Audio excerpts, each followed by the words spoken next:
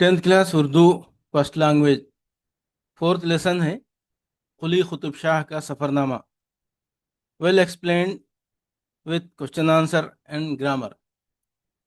कुली कुतुब शाह का सफ़रनामा। आप लोग अपनी अपनी किताब खोल के देखते जाइए। मैं यहाँ वर्ड में डाल के रखा हूँ।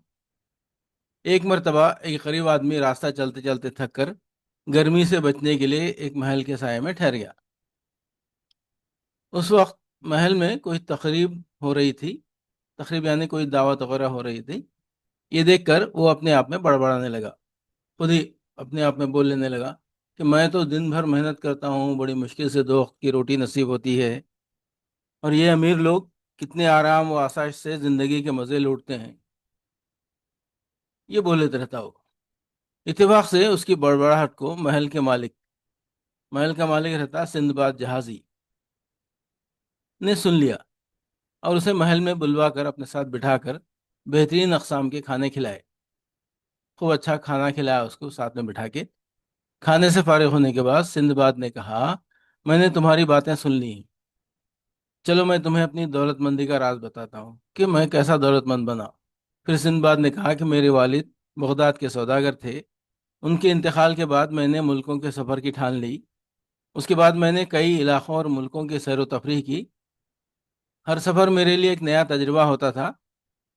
मुसलसल सफ़र व सयाहत और तिजारत की वजह से मेरे इल्म व तजर्बे के साथ मेरी दौलत में भी इजाफा हुआ।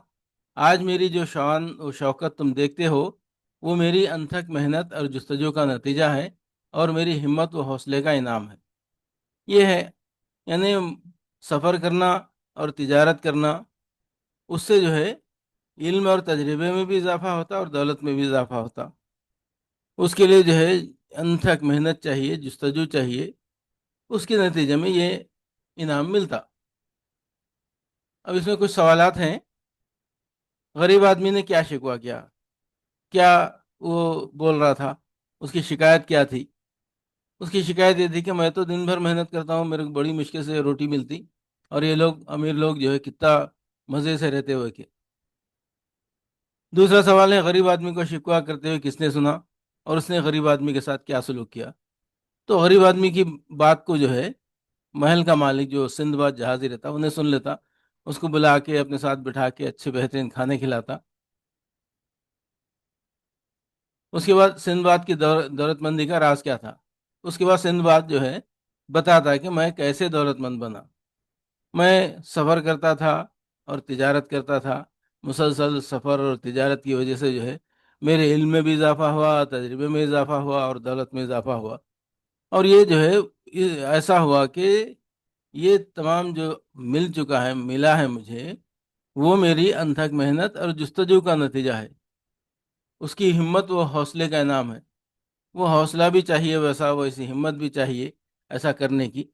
उसके नतीजे में जो है दौलतमंदी आती। एक और सफ़र है कि आपने कभी दूर दराज के मकाम का सफ़र किया है? इस सवाल का जवाब हर एक अपने अपने सफ़र के बारे में लिख कर दे सकता है। कौन कौन कहाँ कहाँ गए थे? जैसे मैंने हैदराबाद से दिल्ली तक का सफ़र किया, वहाँ जाए मस्जिद, लाल किला, चांदनी चौक वगैरह देखे। ऐसा आप भी लिख सकते हैं कि आप कहाँ कहाँ गए थे और वहाँ क्या क्या देखे।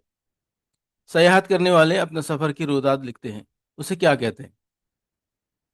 यानी जो लोग सफ़र करते, टूर पे जाते, वो लोग जो है अपनी सफ़र की पूरी कहानी लिखते। उसको क्या कहते हैं पूछ रहे? तो उसको सफ़रनामा कहते हैं उर्दू में। अब ये सबक का मकसद क्या है, मुद्दा क्या है? सुल्तान मोहम्मद कुली कुतुब शाह का सफ़रनामा एक ऐसा मजमून है जिसमें तंज़ो मज़ाह का ख़ास अंसर मौजूद है। यानी ये सफ़रनामा ऐसा है जिसमें हंसी भी आती और तंज भी है इसमें। ये न सिर्फ एक मुसन्निफ़ का मजमून बल्कि आप बीती का जीता जागता नमूना है। ये मुसन्निफ़ का मजमून तो है ही, साथ में जो है आप बीती भी है। इस सबक में मुसन्निफ़ ने शहर हैदराबाद की गुज़िश्ता 400 साल शहर की बदली तहजीब व तमद्दुन को तारीख़ी पस मंज़र से मरबूत करते हुए बेहतरीन पैराए में बयान किया है। मतलब यह है कि مصنف جو ہے 400 سال میں شہر میں کیا کیا تبدیلیاں ہوئے، تہذیب اور تمدن میں، رہن سہن میں، لوگوں کے بول چال میں، اس کو جو ہے تاریخی پس منظر سے جوڑتے ہوئے بہترین انداز میں بتائے۔ اس سبق کا خاص مقصد بچوں میں جمالیاتی ذوق کا فروغ ہے، طنز و مزاح اور تہذیب و تمدن سے واقف کروانا، اور ان میں اس طرح کی تحریروں کو پڑھنے اور لکھنے کی صلاحیت کو فروغ دینا ہے۔ جمالیاتی ذوق کا مطلب ہے خوبصورتی کو سمجھنے اور پسند کرنے کی عادت ڈالنا یا اس میں بہتری لانا۔ اب یہ تمام جملے جو ہے دیکھ لینا کہ کیا اس کا میننگ کیا ہے۔ جہاں جہاں آپ کو مشکل نظر آتی وہ جملے جو ہے لغت میں بھی دیکھ لینا، اور یہاں پہ میں کچھ جملے جو میری سمجھ میں آئے ہیں میں وہ لکھا ہوں یہاں پر، اس کے معنی لکھا ہوں، یہ بھی دیکھ لیجئے آپ لوگ۔ طنز و مزاح مطلب ہلکے پھلکے انداز میں ہنسنے والے جملے، نہ دل دکھے نہ غصہ آتا اس سے۔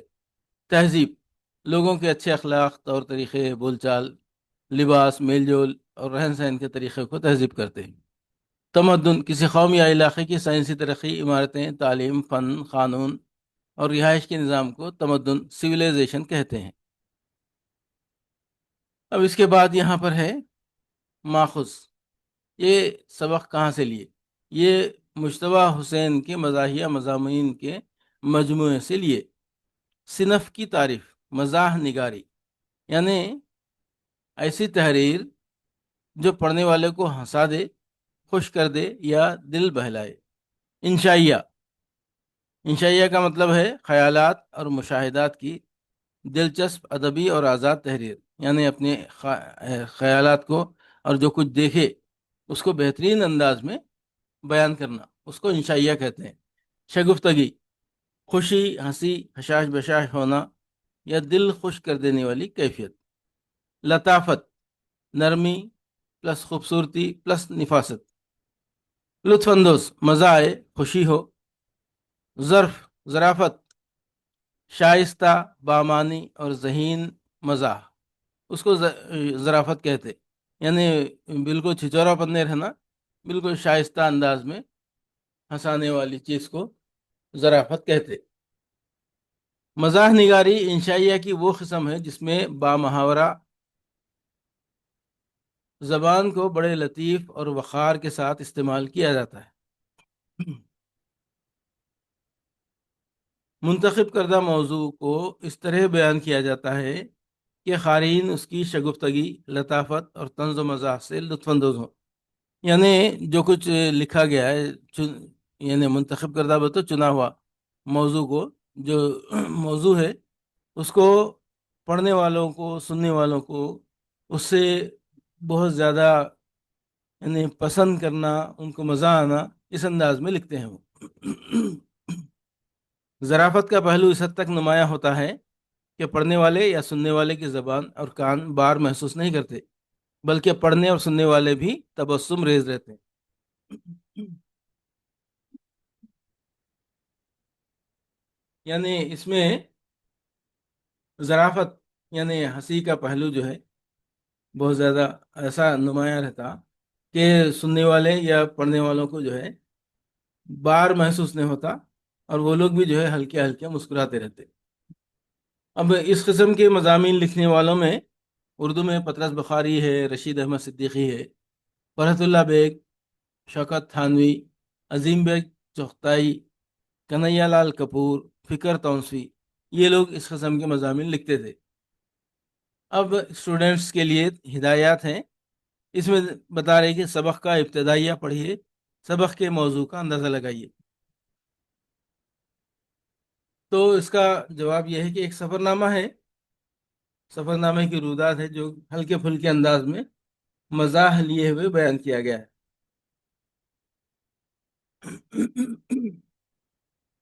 سبق پڑھیے، جن الفاظ کے معنی آپ نہ جانتے ہوں ان کے نیچے خط کھینچیے، ان الفاظ کے معنی کتاب کے فرہنگ یا لغت دیکھ کر معلوم کیجیے۔ فرہنگ مطلب فارسی میں جو ہے فرہنگ مطلب لغت، ڈکشنری اس کو بولتے۔ مصنف کا تعارف، مجتبیٰ حسین 15 جولائی 1936 عیسوی کو ضلع गुलबर्गा कर्नाटक में पैदा। 1956 में उस्मानिया यूनिवर्सिटी हैदराबाद दक्कन से बीए किया। फिर रोजनामा सियासत हैदराबाद से वाबस्ता हुए। 1962 ईस्वी में इस अखबार में मज़ाहिया कालम निगारी शुरू की।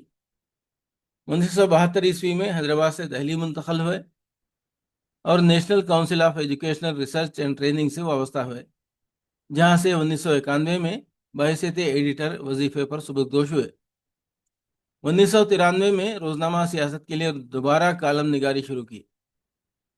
इनके तसानीफ हैं तकल्लुफ बरतरफ, खता कलाम, किस्सा मुख्तसर, बहरहाल, आदमी नामा, बिल आखिर, जापान चलो जापान चलो, अलगर्ज, सुहै वो भी आदमी, चेहरा दर चेहरा, सफ़र लख्त लख्त, आखिरकार, हुए हम दोस्त जिसके, मेरा कालम, मुश्तबा हुसैन की बेहतरीन तहरीरें हैं।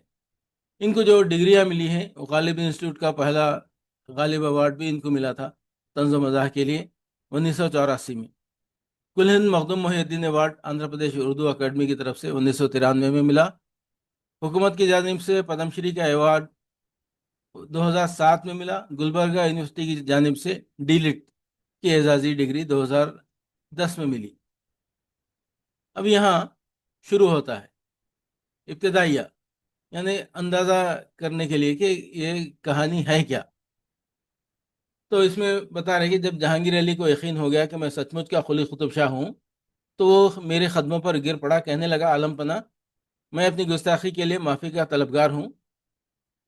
यानी जहांगीर अली को जब मालूम हुआ कि ये वाकई कुली कुतुब शाह है, तो उनके कदमों में गिर के वो माफ़ी मांगता और बोलता मेरे साथ चलिए, अब आप मेरे साथ शहर में चलिए, ना तो मीटर से किराया लूंगा ना वेटिंग चार्ज करूंगा, चार मीनार को गोली मारिए, मेरी झोंपड़ी आपके लिए हाजिर है।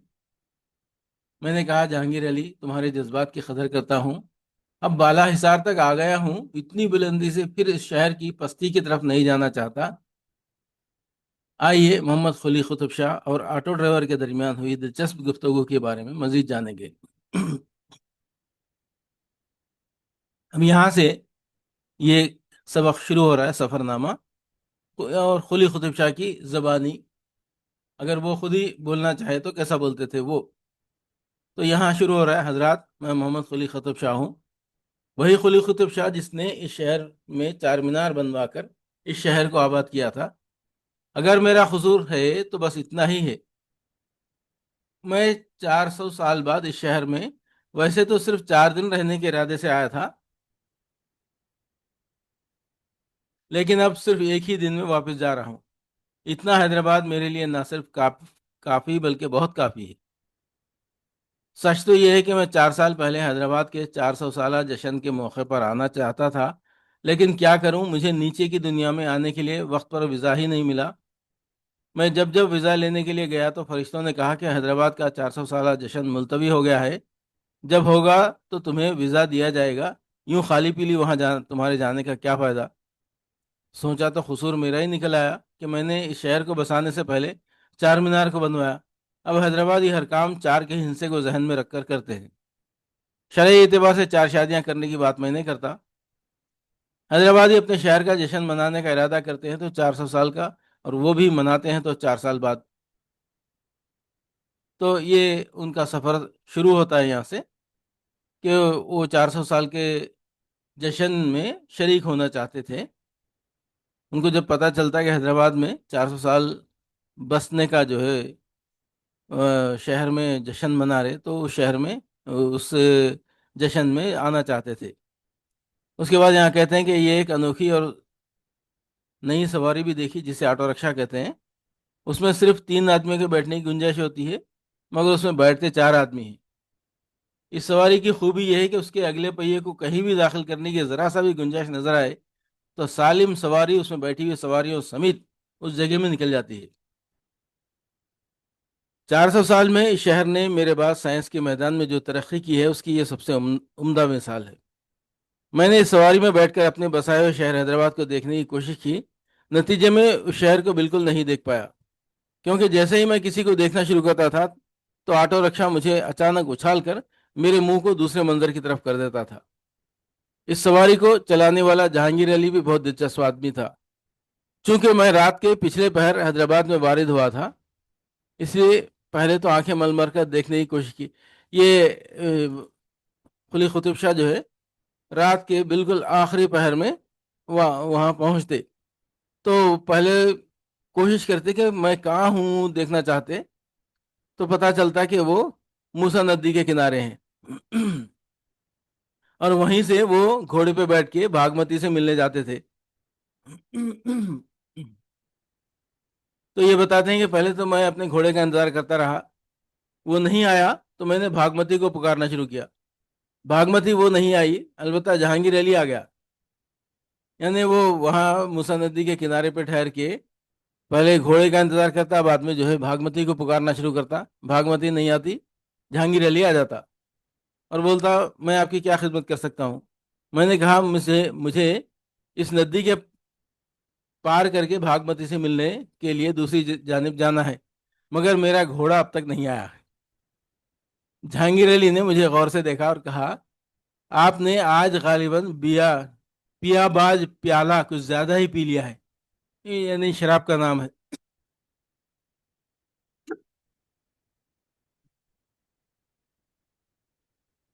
تبھی تو اپنے آپ کو قلی قطب شاہ سمجھ رہے ہیں۔ میں نے کہا میں ہوں ہی قلی قطب شاہ۔ جہانگیر علی نے کہا تب تو آج آپ کی سواری میں رہنے کا لطف آ جائے گا۔ گھوڑے کو گولی ماریے اور میرے آٹو رکشا میں بیٹھ جائیے، میٹر سے جو کچھ بنے گا وہ دیجیے، البتہ ویٹنگ کا چارج الگ سے ہوگا۔ میں نے کہا ویٹنگ کا کیا چارج ہوگا؟ بولا 5 روپے فی گھنٹے کے حساب سے لوں گا، 400 سال پہلے سے ویٹنگ کا جو چارج ہوگا وہ آپ دیکھ سمجھ کر دیجیے۔ میں نے حیرت سے کہا 400 سال کی ویٹنگ؟ بولا اور کیا، ہم تو رکشہ چلاتے ہیں اور ویٹنگ میں ہی زیادہ کماتے ہیں، اور حضور ذرا یہ سوچئے کہ آپ نے شہر میں آنے میں کتنی دیر کر دی۔ اور یہاں کچھ اور سوالات ہیں، سوچئے بولیے۔ سلطان محمد قلی قطب شاہ کون تھے اور آپ ان کے بارے میں کیا جانتے ہیں؟ سلطان محمد قلی قطب شاہ بادشاہ تھے، انہوں نے حیدرآباد دکن کی بنا ڈالی تھی، چار مینار بنوایا تھا۔ دوسرا سوال ہے سلطان محمد قلی قطب شاہ نے شہر حیدرآباد سے ایک دن میں واپس ہو جانا چاہا تھا، کیوں؟ کیونکہ جو کچھ انہوں نے دیکھا اس سے دل بھر گیا۔ سلطان محمد قلی نے آٹو رکشا کو انوکھی اور نئی سواری کیوں کہا؟ کیونکہ وہ آٹو رکشا کی گنجائش سے زیادہ آدمی بیٹھتے اور وہ ہر جگہ گھس جاتی، یہ تمام چیزیں اس میں بیان ہوا ہے۔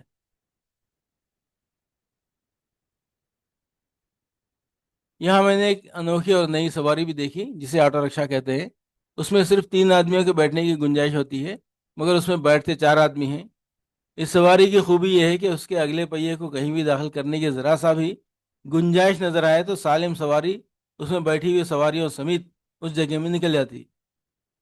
400 سال میں شہر نے میرے بعد سائنس کے میدان میں جو ترقی کی ہے اس کی یہ سب سے عمدہ مثال ہے۔ میں نے اس سواری میں بیٹھ کر اپنے بسائے ہوئے شہر حیدرآباد کو دیکھنے کی کوشش کی، نتیجے میں شہر کو بالکل نہیں دیکھ پایا، کیونکہ جیسے ہی میں کسی کو دیکھنا شروع کرتا تھا تو آٹو رکشا مجھے اچانک اچھال کر میرے منہ کو دوسرے منظر کی طرف کر دیتا تھا۔ سلطان محمد قلی نے آٹو رکشا کے سفر کو کس طرح بیان کیا، تو کتنی مشکل ہوتی وہ بیان کیا ہو۔ اس کے بعد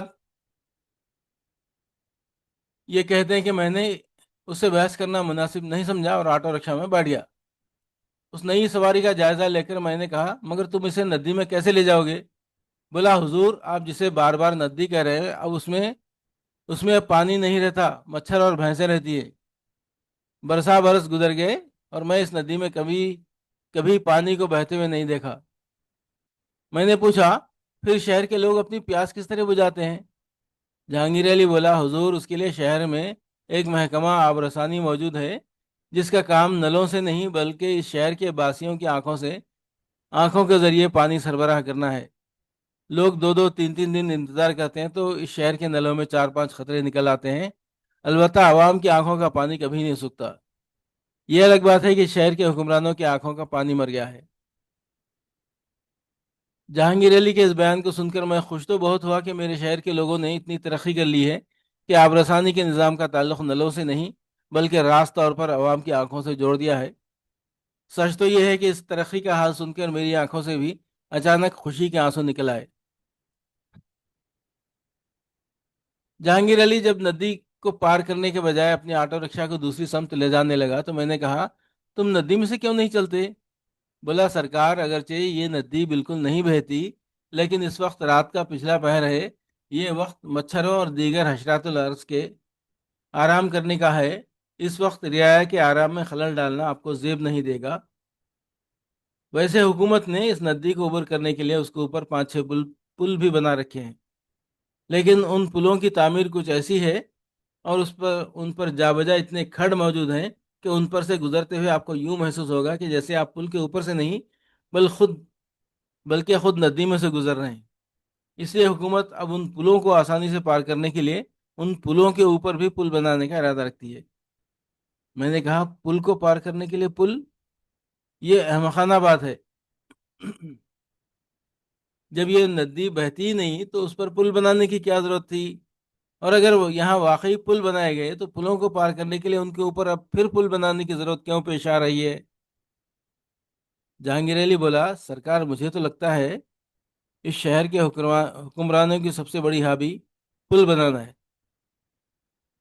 تو یہ کہتے ہیں اگر پل بنانا ہی شوق تھا تو ندی کے اوپر اس پار سے اس پار تک پل بنانے کے بجائے ندی کے کنارے کنارے پل بناتے چلے آتے، سینکڑوں میل کے لمبے پل بن سکتے تھے۔ خیر چھوڑیے ان باتوں کو، یہ بتائیے کہ کہاں چلیں گے؟ میں نے کہا، جہانگیر علی تم بڑے معصوم آدمی ہو، میں نے شہر میں چار مینار اور اس کے آس پاس چند عمارتیں بنوائی تھیں، میں یہاں جانے کے علاوہ اور کہاں جا سکتا ہوں؟ کیا چار مینار اس جگہ سے بہت دور ہے؟ جہانگیر علی بولا، چونکہ رات کا پچھلا پہر ہے اس لیے ہم اس وقت 10 منٹ میں چار مینار پہنچ سکتے ہیں، البتہ دن میں یہاں سے چار مینار پہنچنے کے لیے 10 گھنٹے کا وقت لگتا ہے۔ میں نے کہا، جہانگیر علی تمہاری باتیں میری سمجھ میں نہیں آ رہی۔ وہ بولا، 400 سال بعد آنے کا یہی تو نقصان ہے، آپ دن میں شہر کی سیر کریں گے تو یہ باتیں خود بخود آپ کی سمجھ میں آ جائیں گی۔ اور ٹھیک 10 منٹ بعد سچ مچ چار مینار کے سامنے کھڑا تھا۔ کوئی نہیں جانتا کہ میں کتنے چاؤ سے اس عمارت کو تعمیر کروایا تھا۔ میں بڑی دیر تک چار مینار کے اطراف گھومتا رہا۔ برسوں بعد اس عمارت کو صحیح و سالم دیکھ کر میرے اندر وہ سکون اور اطمینان پیدا ہوا کہ میری آنکھیں نیند سے بوجھل ہونے لگی اور میں وہیں چار مینار کے گوشے میں سو گیا اور جہانگیر علی اپنی ویٹنگ کماتا رہا۔ اس کے بعد سوچئے، بولیے۔ پہلا سوال ہے، پلوں کے اوپر پھر پل بنانے کی ضرورت کیوں محسوس ہوئی؟ کیونکہ نیچے کے پل میں سارے گڈھے ہیں۔ دوسرا سوال ہے، سلطان محمد قلی قطب شاہ شہر حیدرآباد میں کون سی عمارتیں بنوائیں؟ تو جواب ہے چار مینار، مکہ مسجد، ہائی کورٹ۔ اس کے بعد جہانگیر علی نے ایسا کیوں کہا کہ شہر کے حکمرانوں کی بڑی ہابی پل بنانا ہے، پل پر پل بناتے جاتے ہیں اس لیے۔ چوتھا سوال ہے، جہانگیر علی کے مطابق موسیٰ ندی کے کنارے سے چار مینار تک پہنچنے کے لیے 10 گھنٹے کا وقت لگتا ہے، کیسے؟ صبح کے وقت بہت زیادہ رش ہوتا ہے، ٹریفک ہوتی ہے، چہل پہل چہل پہل گھما گھمی ہوتی ہے، سب لوگ آنے جانے لگتے ہیں، اس لیے دیر ہوتی ہے۔ اس کے بعد پھر شروع ہو رہا ہے، بڑی دیر کے بعد جب میری آنکھ کھلی، سو گیا تھا نا چار مینار میں، تو اچانک میرے منہ سے چیخ نکل گئی، کیونکہ میں نے دیکھا کہ انواع و اقسام کے سینکڑوں لوگ چار مینار کے اطراف بھاگے چلے جا رہے ہیں۔ میں نے گھبرا کر جہانگیر علی کو آواز دی تو وہ فوراً چلا آیا۔ میں نے کہا، جہانگیر علی یہ کون لوگ ہیں جو دیوانوں کی طرح میرے چار مینار کے اطراف بھاگے چلے جا رہے ہیں؟ جہانگیر علی بولا، حضور یہ لوگ نہیں، آپ کی دعا کی تاثیر ہیں۔ آپ نے 400 برس پہلے خدا سے دعا کی تھی کہ اس شہر میں لوگوں کو یوں بسانا جیسے سمندر میں مچھلیاں آباد رہتی ہیں۔ پہلے تو اللہ میاں ذرا کم ہی دعائیں قبول کرتے ہیں، مگر جب قبول کرتے ہیں تو فیملی پلاننگ کو بالکل خاطر میں نہیں لاتے۔ اب دیکھیے، محض آپ کی دعا کی وجہ سے جو 400 برس پہلے شاید وہ دعا رہی ہو لیکن اب بد دعا لگتی ہے، اس شہر میں کتنے لوگ کیڑوں مکوڑوں کی طرح آباد ہیں۔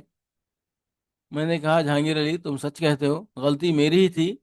میرا دارالحکومت گولکنڈہ ایسی جگہ آباد تھا جہاں دور دور تک کوئی سمندر نہیں تھا، مجھے کیا معلوم کہ سمندر میں کتنی مچھلیاں رہتی ہیں۔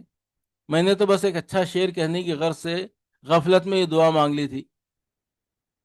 جہانگیر علی بولا، اچھا شعر کہنے کا یہی تو نقصان ہوتا ہے، آج کے شاعروں کو دیکھیے، برے شعر بھی کہتے ہیں اور اوپر سے مشاعرے بھی لوٹتے ہیں۔ خیر جانے دیجیے ان باتوں کو، سچ بتائیے کیا واقعی آپ چار مینار آپ کی بنائی ہوئی عمارت ہے؟ میں نے ہاں میں جواب دیا تو بولا، حضور گستاخی معاف، اب ہمارے لیے یہ عمارت عمارت نہیں بلکہ شہر کی ٹریفک میں ایک بڑی رکاوٹ ہے، اس لیے میں آپ کو ایک زرین مشورہ دینا چاہتا ہوں۔ اگر یہ عمارت آپ کی نجی ملکیت یعنی آپ کی اپنی ملکیت ہے تو اس کی چاروں کمانوں کے بیچ میں جو جگہ بچی ہوئی ہے اس میں 10 بائی 10 کی 25 بنوا دیجیے۔ میں نے پوچھا، یہ ملگی کیا ہوتی ہے؟ جہانگیر علی نے کہا، بہت اچھی چیز ہوتی ہے، اچھے اچھے لوگ بھی اپنے دیوان خانوں اور غسل خانوں کو توڑ کر ملگیاں بنانے لگے ہیں، انہیں کرائے پر اٹھا دیجیے، ہزاروں روپے ماہانہ کرایہ آئے گا۔ اگر آپ یہ نہیں کرنا چاہتے تو چار مینار کو گرا کر قلی قطب شاہ ٹاور بنا دیجیے، 50 60 فلیٹس تو ضرور بن جائیں گے، کروڑوں کا فائدہ ہوگا۔ ویسے اگر آپ تیار ہوں تو ناچیز آپ کا پارٹنر بننے کو تیار ہے۔ میں نے کہا، جہانگیر علی، پہلی بات تو یہ کہ میں شہر میں رہنے کے ارادے سے نہیں آیا ہوں، اس لیے ایسے زرین مشورے اپنے پاس ہی رکھو۔ دوسری بات یہ کہ میں تو اب اس بات پر حیران ہوں کہ شہر میں اتنے سارے لوگ آتے کہاں سے ہیں؟ جہانگیر علی بولا، اس شہر میں آنے کے کئی ٹھکانے ہیں، جیسے گولی گوڑا بس ڈپو، نامپلی اسٹیشن، بیگم پیٹ کا ہوائی اڈہ وغیرہ۔ چلیے میں آپ کو نامپلی اسٹیشن لے چلتا ہوں۔ بعد میں نامپلی اسٹیشن بھی گیا اور یہ دیکھ کر حیران رہ گیا کہ ایک بڑی اژدہے کی شکل کی لمبی سی سواری ہے جس میں ہزاروں آدمی ایک دوسرے پر بیٹھ کر آتے ہیں اور اس خوش فہمی میں مبتلا رہتے ہیں کہ سواری پر بیٹھ کر آئے ہیں۔ میں اسٹیشن پر سینکڑوں مسافروں کی آمد کا منظر دیکھ ہی رہا تھا کہ ایک مسافر نے اچانک پکارنا شروع کیا، خلی خلی خلی۔ میں نے سمجھا کہ یہ ناہنجار مجھے پکار رہا ہے۔ جیسے ہی میں اس کے پاس گیا اس نے بھاری صندوق میرے سر پر رکھ دیا، پھر اس کے اوپر ایک اٹیچی کیس رکھ دیا، رکھنے کے بعد میرے ہاتھ میں ایک ہول ڈال اور دوسرے ہاتھ میں ایک باسکٹ تھما دی، پھر بولا، 10 روپے دوں گا؟ وہ تو اچھا ہوا کہ جہانگیر علی فوراً میری مدد کو آ گیا۔ میری سمجھ میں یہ ماجرا نہیں آیا۔ میں نے سمجھا کہ میرے کندھے ایک زمانے میں چونکہ بار حکومت کو اٹھانے میں بڑی مہارت رکھتے تھے، اس لیے یہ مسافر شاید میری طاقت کا امتحان لینا چاہتا ہے، یعنی حکومت کرنے کا جو بوجھ ہوتا ہے نا، وہ بوجھ کا امتحان لینا چاہ رہا شاید۔ بعد میں جہانگیر علی نے بتایا کہ پرانے زمانے کا خلی حکومت کا بوجھ اٹھاتا تھا، آج کا خلی سامان اٹھاتا ہے۔ میں نے پوچھا، تو پھر حکومت خود ایک ایسا بھاری بوجھ ہے جسے عوام اٹھاتے ہیں اور گرتے پڑتے چلتے رہتے ہیں؟ میرے سر پر مسافر نے زور سے صندوق رکھ دیا تھا کہ میرے سر میں درد ہونے لگا۔ اتنا حیدرآباد میرے لیے کافی ہو گیا تھا۔ اس شہر میں عجیب و غریب عمارتوں کے جنگل کو دیکھ کر مجھ پر وحشت طاری ہونے لگی۔ پھر یہاں سوالات ہیں، سوچئے بولیے۔ پہلا سوال ہے، سلطان محمد قلی قطب شاہ چار مینار کے اطراف عوام کو دیکھ کر کیوں گھبرا گئے؟ بہت زیادہ رش کو دیکھ کر۔ جہانگیر علی سلطان محمد قلی قطب شاہ کا پارٹنر کیوں بننا چاہتا تھا؟ تاکہ کمائی کر سکے۔ سلطان محمد قلی قطب شاہ نے شہر کو عجیب و غریب عمارتوں کا جنگل کیوں کہا؟ کیونکہ ہر طرف عمارتیں عمارتیں تھیں، عمارتوں کا جنگل لگا۔ پھر یہاں سے شروع ہوتا ہے کہانی۔ میں نے جہانگیر علی سے کہا کہ وہ اب مجھے گولکنڈہ لے چلے تاکہ جانے سے پہلے اپنے قلعے کا دیدار کر سکوں۔ جہانگیر علی بولا، سرکار جانے سے پہلے روندر بھارتی تھیٹر ضرور چلیے۔ میں نے پوچھا، یہ کیا ہے؟ یہ اس شہر کی ایسی جگہ ہے جہاں تہذیبی پروگراموں کے ذریعے طوفان بدتمیزی مچایا جاتا ہے۔ آج یہاں ایک مشاعرہ ہو رہا ہے، آپ تو خود شاعر رہ چکے ہیں، آپ بھی چلیے۔ میں نے کہا، جہانگیر علی، تمہیں شاید پتہ نہیں کہ ہم اردو کے پہلے صاحب دیوان شاعر رہ چکے ہیں اور اس شہر کے بانی بھی، لہٰذا وہاں ایک عام شاعر کی طرح جانا ہمارے شاہانہ اور شاعرانہ مزاج کے خلاف ہوگا۔ جہانگیر علی بولا، سرکار یہاں کا عام شاعر بھی خاص شاعر ہی ہوتا ہے، خاص خاص موقعوں پر عام شاعر کو بڑی مشکل سے تلاش کر کے بلایا جاتا ہے۔ یہاں ایک شاعر دوسرے کے مصرے تو ضرور اٹھاتے ہیں لیکن ساتھ میں ایک دوسرے کی ٹانگیں بھی کھینچتے جاتے ہیں، جس کی وجہ سے خود اکثر شاعر بے وزن ہو جاتے ہیں۔ میں نے کہا تھا پھر میں اس مشاعرے میں مہمان خصوصی کی حیثیت سے چلنا پسند کروں گا۔ وہ بولا حضور آپ تو ماشاءاللہ پڑھے لکھے آدمی ہیں، مہمان خصوصی کس طرح بن سکتے ہیں؟ یوں بھی اس شہر میں دو چار ہی افراد ایسے ہیں جن کو چھوڑ کر باقی کسی اور کا مہمان خصوصی بننا قانوناً ممنوع ہے۔ یہاں مہمان خصوصی بننے کا اعزاز ٹھیکے پر اٹھایا جاتا ہے۔ جس طرح ہر علاقے کا مجسٹریٹ الگ ہوتا ہے، اسی طرح یہاں ہر علاقے کا مہمان خصوصی بھی الگ ہوتا ہے۔ میں نے اس سے کہا میاں اب تم مجھے یہاں سے فوراً گولکنڈہ لے چلو، میرا سر چکرا رہا ہے۔ جہانگیر علی اس بات کے لیے بادل ناخواستہ راضی ہو گیا، ورنہ وہ مشاعرے میں شرکت پر مصر تھا۔ میں نے پوچھا تم مشاعروں کے بڑے شوقین معلوم ہوتے ہو؟ بولا جی ہاں، مشاعرے میں مشاعروں میں ہوٹنگ کرنے پر بڑا مزہ آتا ہے۔ میں نے پوچھا یہ ہوٹنگ کیا چیز ہوتی ہے؟ بولا شاعری سے کہیں زیادہ بے ساختہ بامانی اور منفرد چیز ہوتی ہے، اسی لیے تو کچھ لوگ اب شاعری کو چھوڑ کر ہوٹنگ میں طبع آزمائی کرنے لگے ہیں، یعنی شاعری چھوڑ کر ہوٹنگ کرنے لگے۔ جہانگیر علی کا آٹو رکشہ جب گولکنڈہ کی طرف چل پڑا تو مجھ پر وحشت کا دورہ سا پڑنے لگا کہ کہیں میں دوبارہ مر نہ جاؤں۔ یوں بھی میں اس دنیا میں اپنے دو دو مقبرے نہیں چھوڑنا چاہتا تھا۔ تاریخ دانوں کے لیے خواہ مخواہ مشکلات پیدا کرنے کا کیا فائدہ؟ آدمی جب تک زندہ رہتا ہے اپنے رہنے کے لیے کئی مکانات بنوا سکتا ہے، لیکن مرنے کے بعد مقبرہ تو شاید ایک ہی بنتا ہے۔ گولکنڈے کا قلعہ آیا تو پہلے میں بہت خوش ہوا، لیکن جب اندر داخل ہوا تو اس کی ویرانی دیکھ کر میرا رواں رواں لرز اٹھا۔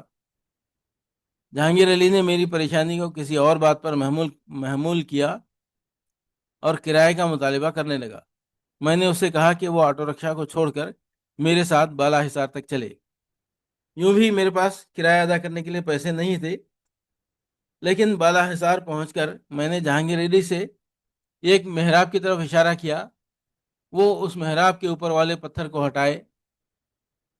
پتھر کا ہٹنا تھا کہ اس میں سے اشرفیوں کی ایک تھیلی نکل آئی۔ میری حکومت کے زمانے میں چونکہ بینکوں وغیرہ کا انتظام نہیں تھا، اس لیے بادشاہ اور عمرہ ایسے ہی لاکروں میں اپنے خزانے کو محفوظ رکھتے تھے۔ اب جہانگیر علی کو یقین ہو گیا کہ میں سچ مچ کا قلی قطب شاہ ہوں، تو وہ میرے قدموں پر گر پڑا، کہنے لگا عالم پناہ، میں اپنی گستاخی کے لیے معافی کا طلبگار ہوں۔ اب آپ میرے ساتھ شہر میں واپس چلیے، نہ تو میٹر سے کرایہ لوں گا نہ ویٹنگ چارج کروں گا۔ چار مینار کو گولی ماریے، میری جھونپڑی آپ کے لیے حاضر ہے۔ میں نے کہا جہانگیر علی، میں تمہارے جذبات کی قدر کرتا ہوں، لیکن اب بالا حصار تک آ گیا ہوں تو اتنی بلندی سے پھر اس شہر کی پستی کی طرف نہیں جانا چاہتا۔ یوں بھی بالا حصار سے اوپر کی دنیا بہت قریب ہے۔ خدا حافظ۔ جہانگیر علی نے کہا ذل الہی، آپ کی دعا میں بڑی تاثیر ہے، جاتے جاتے ہم حیدرآبادیوں کے لیے کوئی نئی دعا تو کرتے جائیے۔ میں نے کہا جہانگیر علی، میں خدا سے دعا کرتا ہوں کہ وہ اس شہر میں رہنے والوں کے اندر صبر جمیل کا مادہ پیدا کرے، کیونکہ اس چیز کے بغیر اب شہر کے باسیوں کا زندہ رہنا مشکل نظر آ رہا ہے۔ پھر بڑی دیر تک، خاصی دور تک بیچارے جہانگیر علی کی آواز میرے کانوں میں آتی رہی، آمین ثم آمین، آمین ثم آمین۔ سوچئے، بولیے۔ پہلا سوال ہے صاحب دیوان شاعر سے کیا مراد ہے؟ جواب ہے صاحب دیوان شاعر سے مراد وہ شاعر ہوتا ہے جس کا مکمل مجموعہ کلام دیوان مرتب اور محفوظ ہو، یعنی اس کی شاعری کو ایک باقاعدہ کتاب کی صورت میں جمع کیا گیا ہو۔ وضاحت: دیوان ایک ایسی کتاب یا مجموعہ ہوتا ہے جس میں کسی شاعر کی غزلیں، نظمیں، قصائد وغیرہ شامل ہوں۔ صاحب دیوان کا مطلب یہ ہے کہ اس شاعر کی شاعری اتنی زیادہ اور باقاعدہ ہے کہ اسے ایک دیوان کی صورت میں مرتب کیا جا سکتا ہے یا کیا جا چکا ہے۔ مثال: میر تقی میر، غالب، اقبال وغیرہ کو صاحب دیوان شاعر کہا جاتا ہے کیونکہ ان کے دیوان مشہور اور محفوظ ہیں۔ جہانگیر علی کے مطابق سلطان محمد قلی قطب شاہ مشاعرے کے مہمان خصوصی نہیں بن سکتے تھے، کیوں؟ جواب ہے مہمان خصوصی بننے کا اعزاز ٹھیکے پر اٹھایا جاتا ہے۔ جس طرح ہر علاقے کا مجسٹریٹ الگ ہوتا ہے، اسی طرح ہر علاقے کا مہمان خصوصی بھی الگ ہوتا ہے۔ تیسرا سوال ہے جہانگیر علی نے ایسا کیوں کہا کہ کچھ لوگ اب شاعری کو چھوڑ کر ہوٹنگ میں طبع آزمائی کرنے لگے ہیں؟ ہوٹنگ یعنی شاعر کا مذاق اڑانا۔ اب ایسے لوگ ناپید ہوتے جا رہے ہیں جو کہ شاعری کو سمجھتے تھے اور شاعروں کی عزت کرتے تھے۔ اب تو لوگ ہوتے ہیں ایسے ہوتے ہی ایسے ہیں کہ ان کو لوگوں کا مذاق اڑانا ہی اچھا لگتا ہے۔ چوتھا سوال ہے، قلعہ گولکنڈہ کا دیکھ کر محمد قلی قطب شاہ کا رواں رواں کیوں لرز اٹھا؟ اس کا جواب ہے قلعے کی ویرانی دیکھ کر۔ پانچواں سوال ہے، سلطان محمد قلی قطب شاہ نے جہانگیر علی کے جذبات کی قدر کیوں کی؟ جواب ہے، جہانگیر علی نے قلی قطب شاہ کے ساتھ انتہائی ادب و احترام سے بات کی اور احترام سے پیش آیا۔ اس کے بعد ہے، سلطان محمد قلی قطب شاہ حیدرآباد کے 400 سالہ جشن میں کیوں شریک ہونا چاہتے تھے؟ جواب ہے، سلطان محمد قلی قطب شاہ حیدرآباد کے 400 سالہ جشن میں اس لیے شریک ہونا چاہتے تھے کہ دیکھیں ان 400 سالوں میں حیدرآباد کس طرح ترقی کیا ہے۔ دوسرا ہے، مصنف نے اس سبق میں حیدرآباد کی تہذیب کو کس طرح بیان کیا؟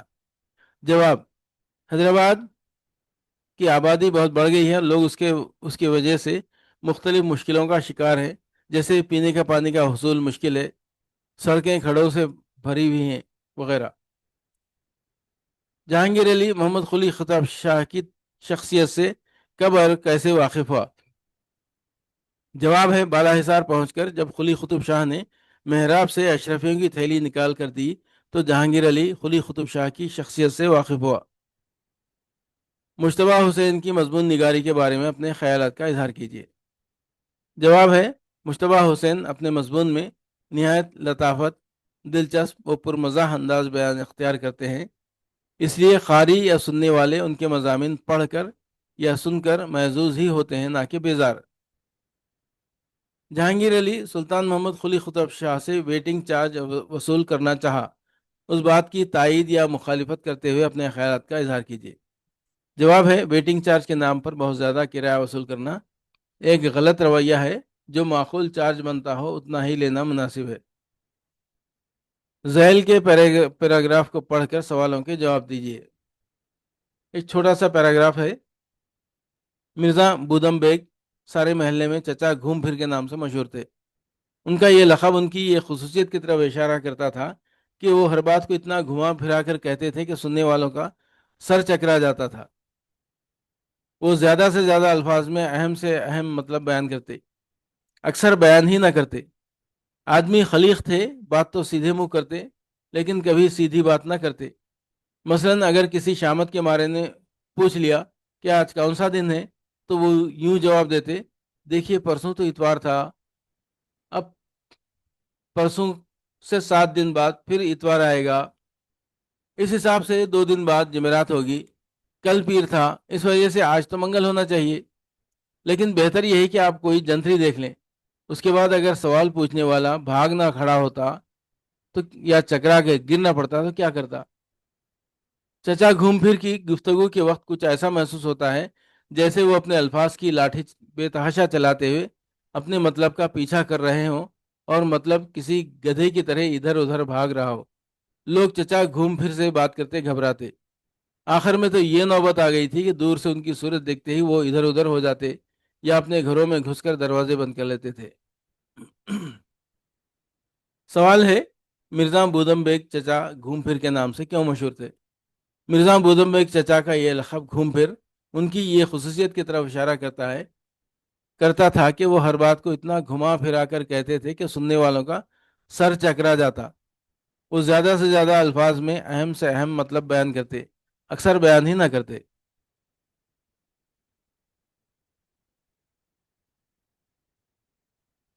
چچا گھوم پھر کو خلیق کیوں کہا گیا؟ کیونکہ وہ چچا گھوم پھر خلیق تھے، بات تو سیدھے منہ کرتے تھے لیکن جواب گھما پھرا کر دیتے۔ حسب ذیل سوالوں کے جواب لکھیے۔ سبق پڑھ کر سلطان محمد قلی قطب شاہ اور جہانگیر علی کے درمیان ہوئی گفتگو کو سوال و جواب کی شکل میں لکھیے۔ یہاں تھوڑے سے سوال و جواب کا میں جواب دیا ہوں۔ سوالات کے جوابات: سلطان محمد قلی قطب شاہ اور جہانگیر علی کے درمیان سوال و جواب کی شکل میں مکالمہ۔ سلطان، میں بھاگمتی سے ملنے ندی پار جانا چاہتا ہوں، میرا گھوڑا نہیں آیا۔ جہانگیر، گھوڑے کو بھول جائیں، میرے آٹو رکشا میں بیٹھ جائیں، ویٹنگ چارج الگ ہوگا۔ سلطان، ندی میں تم رکشا کیسے چلاؤ گے؟ جہانگیر علی: اس میں اب پانی نہیں، مچھر اور بھینسیں رہتی ہیں۔ لوگ پیاس کیسے بجھاتے ہیں؟ نلوں سے نہیں، آنکھوں کے پانی سے۔ سلطان: یہ لوگ چار مینار کے اطراف کیوں بھاگ رہے ہیں؟ جہانگیر: آپ کی دعا قبول ہوئی، اب یہ بد دعا لگ رہی ہے۔ دوسرا سوال ہے: جہانگیر علی نے آج کل کے شعراء کی کیا خصوصیات بیان کی؟ مشاعرے لوٹتے ہیں۔ جواب ہے: مشاعرے لوٹتے ہیں، دوسروں کے مصرے اٹھاتے ہیں، ٹانگ کھینچنے سے خود بے وزن ہو جاتے ہیں، شاعری چھوڑ کر ہوٹنگ کرنے لگے ہیں۔ تیسرا سوال ہے: شہر حیدرآباد کا 400 سالہ جشن کیوں منایا گیا اور سلطان محمد قلی قطب شاہ اس جشن میں کیوں شریک ہونا چاہتا تھا؟ حیدرآباد کے قیام کو 400 سال مکمل ہونے پر جشن کا منصوبہ تھا۔ سلطان قلی قطب شاہ اس لیے آنا چاہتے تھے کہ یہ شہر ان کی تخلیق تھا۔ چار چوتھا سوال ہے: سبق میں موجود واوین میں دیے گئے جملوں کی شناخت کیجیے، انہیں علیحدہ کر کے لکھیے۔ واوین کے بیچ میں لکھا ہوا جملہ: میں آپ کی کیا خدمت کر سکتا ہوں؟ آپ نے آج غالباً پیا باج پیالہ کچھ زیادہ ہی پی لیا ہے۔ میں ہوں ہی قلی قطب شاہ، 10 روپے دوں گا اس قسم کے۔ ذل الہی آپ کی دعا میں بڑی تاثیر ہے، جاتے جاتے ہم حیدرآبادیوں کے لیے کوئی نئی دعا تو کرتے جائیے۔ پانچواں سوال ہے: سبق میں موجود انگریزی الفاظ تلاش کرتے ہوئے معنی لکھیے۔ آٹو رکشا، 3 پہیوں والی گاڑی۔ ویٹنگ چارج، انتظار کا کرایہ۔ ٹاور، مینار یا بلند عمارت۔ پارٹنر، شریک۔ اسٹیشن، ریلوے کا مقام۔ ہوٹنگ، چیخنا، نعرے لگانا۔ چھٹا سوال ہے: جہانگیر علی نے قلی قطب شاہ کو جہاں پناہ، عالم پناہ اور ذل الہی کہہ کر مخاطب کیا۔ ان الفاظ کی معنی کیا ہیں اور یہ کن موقعوں پر استعمال کیے جاتے ہیں؟ جہاں پناہ کا مطلب ہے بادشاہ، عالم پناہ کا مطلب ہے محافظ عالم، ذل الہی کا مطلب ہے خدا کا سایہ۔ یہ القابات بادشاہوں کو عزت و عظمت دینے کے لیے استعمال ہوتے ہیں۔ جہانگیر علی نے سلطان محمد قلی قطب شاہ کو حیدرآباد کے کون کون سے نظارے بتائے؟ آٹو رکشا اور اس کا نظام، موسیٰ ندی کی حالت، پانی کی قلت اور آب رسانی کا نظام، شہر کی آبادی کا ہجوم، نامپلی اسٹیشن اور عوام کی حالت، چار مینار اور اس کا تجارتی استعمال، گولکنڈہ قلعے کی ویرانی۔ ذیل کے سوالوں کے مفصل طور پر جواب دیجیے۔ پہلا سوال ہے: سلطان محمد قلی قطب شاہ کو اردو کا پہلا صاحب دیوان شاعر کیوں کہا جاتا ہے؟ اوپر بھی میں جواب دے کے آیا ہوں، کیونکہ وہ پہلے شاعر تھے جنہوں نے اردو میں باقاعدہ دیوان ترتیب دیا۔ ان کی شاعری میں مقامی الفاظ، عوامی رنگ اور عشق و روحانیت کا امتزاج پایا جاتا ہے۔ صاحب دیوان شاعر سے مراد وہ شاعر ہوتا ہے جس کا مکمل مجموعہ کلام، دیوان مرتب اور محفوظ ہو، یعنی اس کی شاعری کو ایک باقاعدہ کتاب کی صورت میں جمع کیا گیا ہو۔ وضاحت: دیوان ایک ایسی کتاب یا مجموعہ ہوتا ہے جس میں کسی شاعر کی غزلیں، نظمیں، قصائد وغیرہ شامل ہوں۔ صاحب دیوان کا مطلب ہے اس شاعر کی شاعری اتنی زیادہ اور باقاعدہ ہے کہ اسے ایک دیوان کی صورت میں مرتب کیا جا سکتا ہے یا کیا جا چکا ہے۔ مثال: میر تقی میر، غالب، اقبال وغیرہ کو صاحب دیوان شاعر کہا جاتا ہے کیونکہ ان کے دیوان مشہور اور محفوظ ہیں۔ سلطان محمد قلی قطب شاہ قلعہ گولکنڈے کا دیدار کیوں کرنا چاہتا تھا اور جب وہ قلعے کے اندر پہنچا تو پریشان کیوں ہوا؟ سلطان قلعے کی یاد تازہ کرنے آئے تھے لیکن اندر داخل ہو کر اس کی ویرانی اور خستہ حالی دیکھ کر پریشان ہو گئے۔ تیسرا سوال ہے: اکثر و بیشتر لوگ سیر و تفریح کے لیے قلعہ گولکنڈہ آتے ہیں، اگر آپ بھی سیر و تفریح کے لیے کسی مقام پر گئے ہوں تو اس کے بارے میں لکھیے۔ جواب ہے: میں نے حال ہی میں چومحلہ پیلس کی سیر کی، وہاں کی قدیم دیواریں، بلند و بالا مینار اور خوبصورت باغات مجھے ماضی کے سیر کراتے رہے، ایسا لگا جیسے تاریخ میرے سامنے زندہ ہو گئی ہو۔ تخلیقی توصیفی انداز میں لکھیے۔ اگر سلطان محمد قلی قطب شاہ کی ملاقات آپ سے ہوتی تو آپ ان سے کیا گفتگو کرتے؟ لکھیے۔ آپ اپنے طور پہ لکھ سکتے ہیں، جیسے میں یہاں پر لکھا ہوں۔ میں کہتا: جہاں پناہ آپ کا شہر آج بھی زندہ ہے، بس بہت زیادہ آبادی ہو گئی ہے، اگر ممکن ہو تو ایک اور دعا مانگ لیجئے، پانی کے لیے نہیں، عوامی شعور کے لیے۔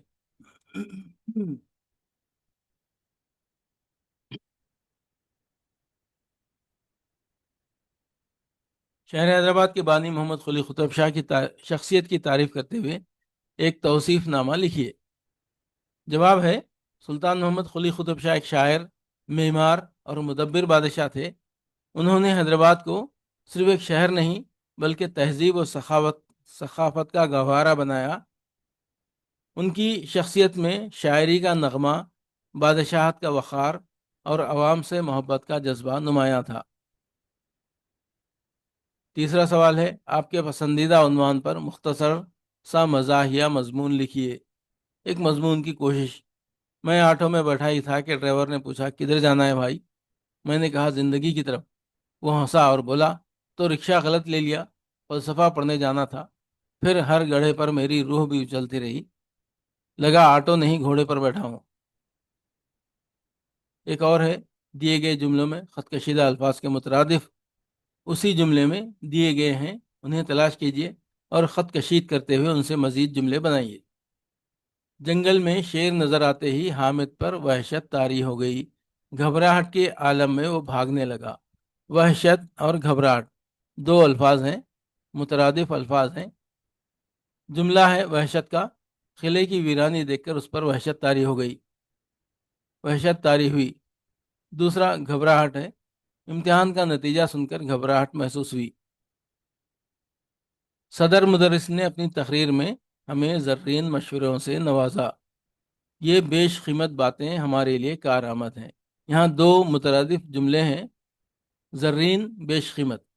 زرین کے لیے جملہ ہے، استاد کی زرین نصیحتیں ہمیشہ یاد رہیں گی۔ بیش قیمت کے لیے جملہ ہے، بزرگوں کی باتیں بیش قیمت خزانہ ہے۔ ایک اور ہے، گاڑی چلاتے وقت سیل فون پر بات کرنا ممنوع ہے، خلاف قانون عمل کرنے پر سزا ہوتی ہے۔ یہاں دو مترادف الفاظ ہیں، ممنوع اور خلاف قانون۔ ممنوع کا جملہ ہے، اسکول میں موبائل استعمال کرنے ممنوع ہے۔ خلاف قانون، رشوت لینا خلاف قانون عمل ہے۔ ایک اور جملہ ہے، آج کل ہر کوئی شاہانہ ٹھاٹھ سے زندگی گزارنا چاہتا ہے، جبکہ اس طرح کی پرتعیش زندگی گزارنا اسراف میں داخل ہے۔ اسراف یعنی فضول خرچی۔ تو یہاں دو مترادف جملے ہیں، شاہانہ اور پرتعیش، دونوں بھی ایک دوسرے کے ہم معنی ہیں، سمجھو۔ شاہانہ کا جملہ ہے، بادشاہ کی شاہانہ زندگی سب کو حیران کر دیتی ہے۔ دوسرا ہے پرتعیش، وہ پرتعیش گاڑی میں سیر کو نکلا۔ بچوں کی باتوں کو نادانی پر محمول کیا جاتا ہے، حالانکہ ایسا گمان کرنا غلط بھی ہو سکتا ہے۔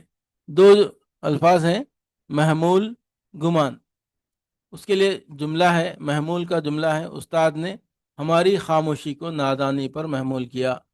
گمان کے لیے جملہ ہے، مجھے گمان ہے کہ وہ آج نہیں آئے گا۔ حروف شمسی قواعد: تا، سا، دال، زال، را، زا، سین، شین، صاد، ضاد، تا، زا، لام، نون۔ جب کسی لفظ پر الف لام لگایا جائے اور وہ الف لام نہیں پڑھا جائے تو حروف شمسی کہلاتا ہے۔ جیسے عبد الصمد، اس کا تلفظ اس طرح ادا کیا جائے گا جیسے عبد الصمد، اور لام کی آواز ساکت ہوگی، الف لام جو ہے نہیں پڑھا جائے گا۔ حروف خمری ہیں، الف با، جیم ہا خا، عین غین، پے خاف، کاف میم واو ہا یا۔ جب کسی لفظ پر الف لام لگایا جائے اور وہ الف لام پڑھا جائے تو حروف خمری کہلاتے ہیں۔ جیسے عبد الجلیل، اس کا تلفظ اس طرح کیا جاتا ہے، عبد الجلیل۔ مشق: ان الفاظ میں حروف شمسی اور حروف خمری کی نشاندہی کیجیے۔ دبیر الملک، صلاۃ التسبیح، لیلۃ القدر، یوم الجمعہ، فضل الرحمن، معین الدین، ملک الشعراء، مکۃ المکرمہ۔ حروف شمسی: صلاۃ التسبیح میں الف لام نہیں پڑھا جاتا۔ لیلۃ القدر، یوم الجمعہ، یہ خمری ہیں۔ حروف خمری: فضل الرحمن، معین الدین، ملک الشعراء، مکۃ المکرمہ۔